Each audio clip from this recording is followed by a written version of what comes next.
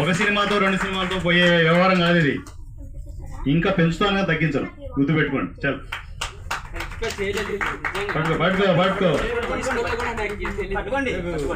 పట్టుకో వణుకుతున్నాడు మనోడు.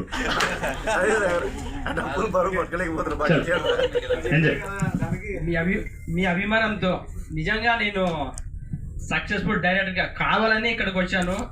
సింగిల్గానే వచ్చాను. సరైన వేదిక ఎక్కడ దొరకలేదు నాకు. చాలామంది ఇండస్ట్రీలో పరిచయమైన వ్యక్తులు కూడా ఉన్నారు, హీరోలు కూడా ఉన్నారు, హీరోయిన్లు కూడా ఉన్నారు.